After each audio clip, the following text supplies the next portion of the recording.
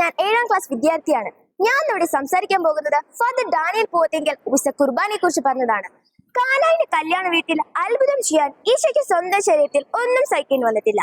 നിങ്ങൾക്ക് ജോലി തരാനോ വീട് തരാനോ മക്കളുടെ സാമ്പത്തിക മേഖല മെച്ചപ്പെടുത്താനോ ഈശോയ്ക്ക് സ്വന്തം ശരീരത്തിൽ ഒന്നും സഹിക്കേണ്ടി വന്നിട്ടില്ല. കാരണം പഴയ നിയമത്തിൽ മനുഷ്യർക്കും ഇതെല്ലാം കിട്ടിയിരുന്നു. പഴയ നിയമത്തിൽ മനുഷ്യർ കിട്ടാതിരുന്നതും പുതിയ നിയമത്തിൽ ഈശോയുടെ വരവോടുകൂടിയും ഈശോയുടെ മരണത്തോടു കൂടിയും കിട്ടിയതുമായ വളരെ ചുരുക്കം അനുഗ്രഹങ്ങളിൽ ഏറ്റവും പ്രധാനപ്പെട്ടതാണ് അവന്റെ ശരീരവും രക്തവും. നിങ്ങൾക്ക് വീട് വേണമെന്ന് പറഞ്ഞു, ജോലി വേണമെന്ന് പറഞ്ഞു, മക്കളെ വേണമെന്ന് പറഞ്ഞു, തെറ്റില്ല, കർത്താവിന് വിരോധമില്ല.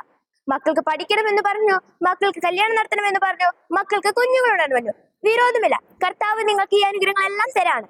പക്ഷേ ഇതിനകത്തൊരു പ്രശ്നമുണ്ട്. ഞാൻ പറയാം, കർത്താവ് ഈ അനുഗ്രഹങ്ങൾ തരാൻ ഒന്നും സഹിക്കണം വന്നിട്ടില്ല. അപ്പോൾ നിങ്ങൾ ചോദിക്കുന്നത് എന്താണ്? അവന് കുറേയായിട്ട് തരാൻ പറ്റുന്ന അനുഗ്രഹങ്ങളാണ്.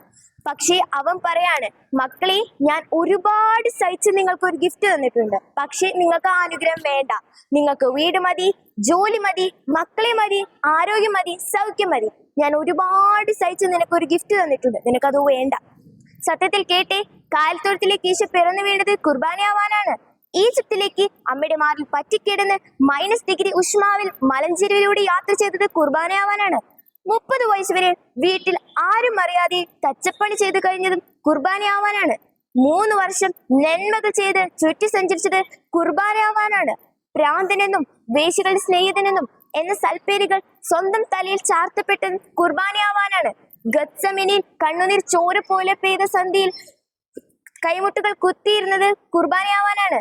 ആകാശത്തിലേക്ക് ഈശോ ഉറക്കെ വിളിച്ചു പറഞ്ഞു, ആകാശത്തിന് അതിരുകൾക്ക് എവിടെയോ മറിഞ്ഞിരിക്കുന്ന അപ്പ, കഴിയുമെങ്കിൽ ഈ പാനപാത്രം എന്നിൽ നിന്ന് അകറ്റണമെന്ന്.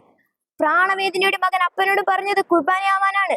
ഒറ്റ രാത്രിയിൽ 4 കോടതി മുറികൾ വിചാരണ ചെയ്തത് കുർബാനയാവാനാണ്. അന്നഹാസിന്റെയും കയ്യോപ്പായുടെയും പീലാത്തോസിന്റെയും കോടതി മുറികൾ നാണം കെട്ടവനെ പോലെ നിർജ്ജനം നിന്ദിക്കപ്പെട്ടവനും നമ്രഷ്കനായി തല കുനിച്ചു നിന്നതും കുർബാനയാവാനാണ്.